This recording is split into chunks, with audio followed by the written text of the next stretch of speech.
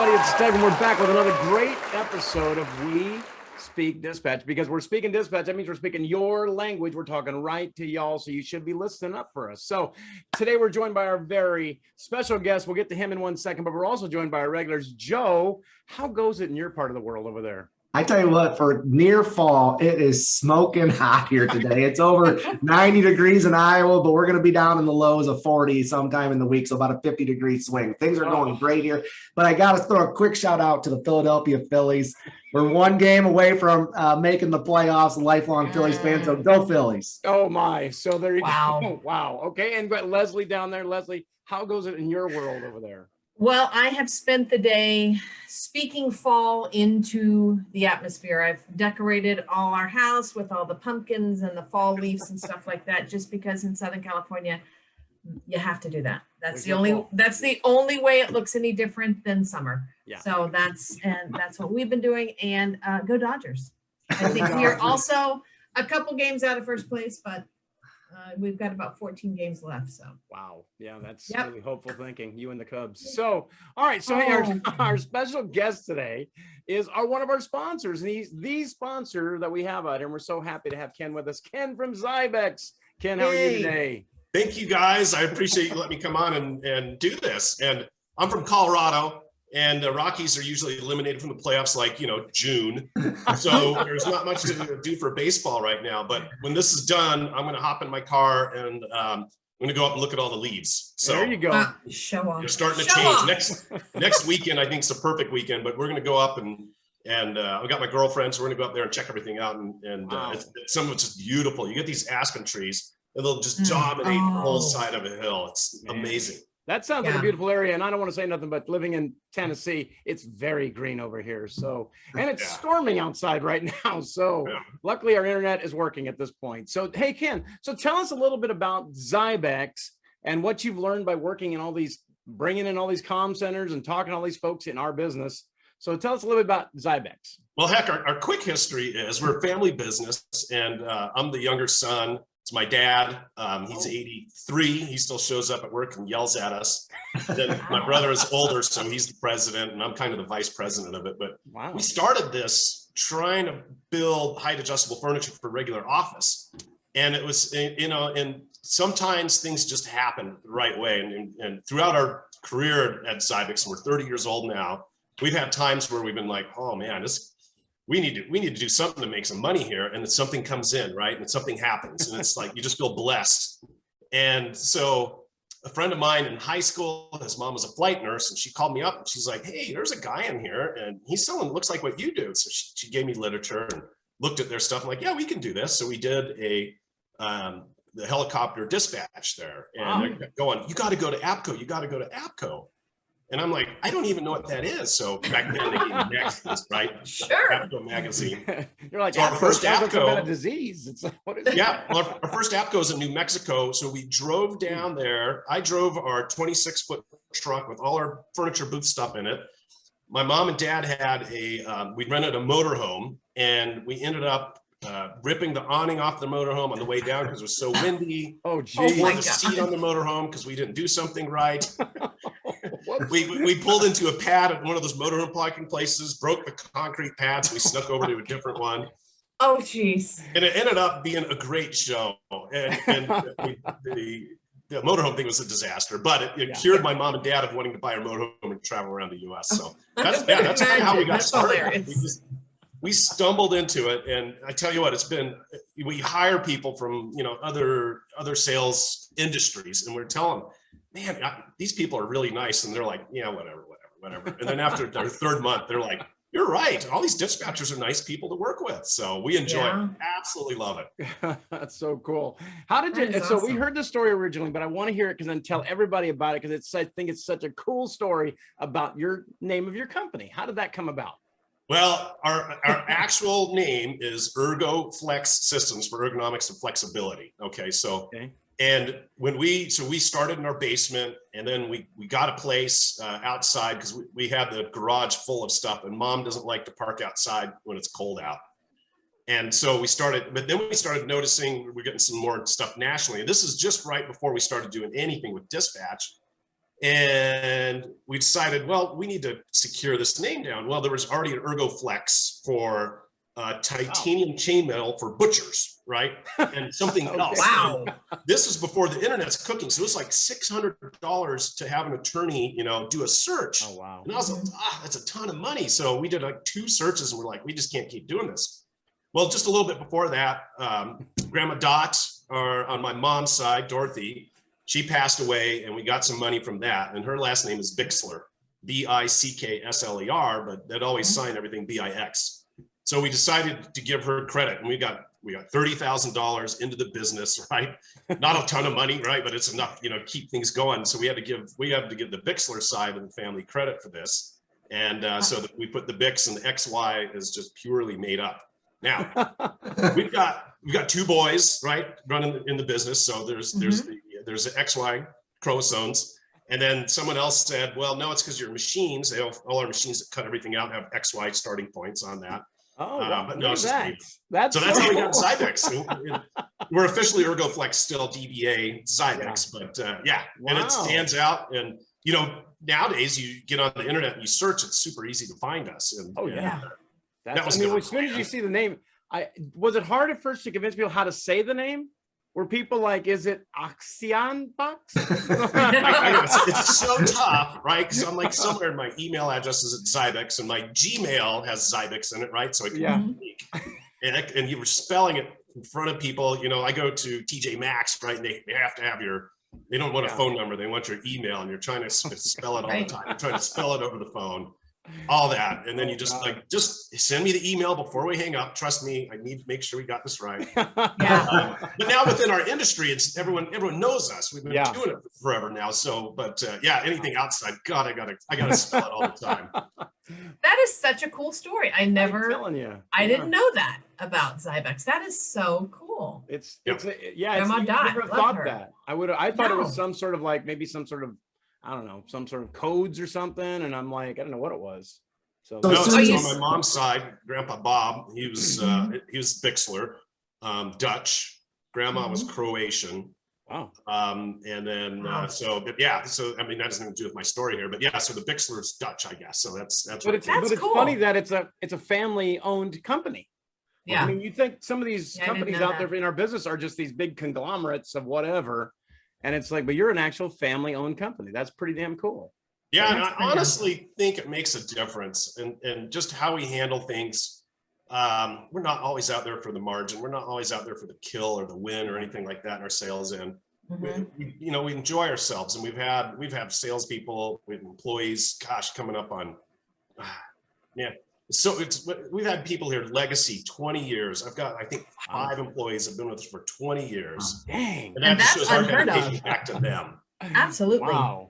Yeah. Wow, that's pretty amazing. Yeah. I love that. Do you still do office stuff, or is it primarily dispatch all the time now? We've got some office-y stuff. If somebody's building a new building and their dispatch center's in there, and then we can talk to them about office, and then it's appropriate. But we're not set up for that, and we're not really price competitive. Can we compare to the big office guys? Yeah. Right. So sometimes it makes sense, but more often than not, they're probably better off just finding their local office dealer and getting some stuff through them. What have you found that's one of the most popular things for dispatch desk workstations? What's the most is it the heating, air conditioning? Heat. Because I've heard some people talking about cup holders and stuff, and I'm like, where are we at? It's like, oh yeah, they love cup holders. It's interesting because I was reading an article on LinkedIn. This guy was talking about control room consoles, right? Similar market, different but similar. And he kept talking about how the price of these things just keep going up and going up. And there's no doubt about it. Dispatch, we're coming in 16, 20,000 a console, depending on how loaded up people want it. And that control market, I mean, they're like 20 to 30. And it's funny because they're like, it just goes overboard, but it's true. So if I show a cup holder, people go nuts and they want the cup holder. Now, cup holders are cheap. Now, if one of my competitors shows something and we don't have it, and people start liking it and buying it, and that because they come by your booth and they're like, well, does your thing do this? I'm like, oh gosh, we better figure that out. So it's a combination of us creating new stuff and getting input from you guys, but then it just keeps adding up and adding up. So I mean, when we started this years ago, I mean, we were selling consoles, good ones too, for $10,000. I'll give you a little bit of input. Is the heat still only at the bottom, or since heat's the most popular thing, are you guys finding ways to get that at like the hip level as well? Or is it still only down at the bottom by the feet? We've got it set up now where it can warm your hands. So it's just underneath. Oh so my we've got gosh, two surfaces, right? Okay. So you put it underneath the that's monitor awesome. surface and you can warm your hands, and then you can rotate these things down and have them blow down in your feet. Oh yes. That's awesome. Wow. That's awesome. Yeah. I Well, left dispatch too soon, man. Yeah. Yeah. But when you think about all of these, you know, and they may be considered creature comforts, but when you're talking about people who are at this position Oh yeah. for upwards of 12, 14 hours, anything like that is going to make a huge difference, because this is where I'm going to live. I mean, imagine you would never sit on your sofa for 14 hours and not move, but that's what we expect of our dispatchers. So I love that those types of things are being incorporated into, really, I mean, when I started, it was a desk. Sit down, shut up, you do your Same work. here. Now It was it's, a standard desk, no movement at all unless you bumped it. So one of the other things I've noticed that you guys just started promoting, or at least that I've started seeing you promote on Instagram and stuff, is your logos and like the white lettering and the glass of the councils, and how people can logo their dispatch councils. Can you talk about that a little bit, and how you can spice up and have some pride in your own agency? Yeah. So I'll tie this into a little bit of a bigger story. We just came out with a new product where we've got full LED lights pretty much everywhere somebody wants them. Once again, you guys are asking for stuff and the price goes up. So And that includes doing the plexi, acrylic. I mean, everyone calls it different things, and they're a little bit different. They really aren't. And then, so we actually played around, because engraving is not cheap and it's difficult. A lot of times when we get a logo from city, county, whoever, there's not enough detail in it. So we have to hire someone to turn it into a vector file, basically by hand, right? Jiminy, that's expensive. Wow. To make it look good. And a lot of these logos, especially on the eastern seaboard of the US, are very complicated, right? oh They've yeah. got all their history and everything in there, which is Yeah. cool. So we've been trying stickers, and they do well too, but they weren't that much less expensive than the engraving. So we're still kind of playing around with that. We're doing engraving right now. What's nice, our new system, it's called Axis, AXYS, a little kind of play on our name there, of course. And it lets you light up all these different things of whatever color you want. The dispatcher can actually pick these colors. So you're not just stuck with, say, blue. You can run a violet on it or whatever. So It'd be like a mood indicator. Yeah. If We're it's red, trying just not walk to call by. them mood lights, but they sure as heck Yeah. are. Oh yeah. Yeah. Oh yeah, you she's can got walk a in red light pissed off on. and put all violet at the station, right? Yeah.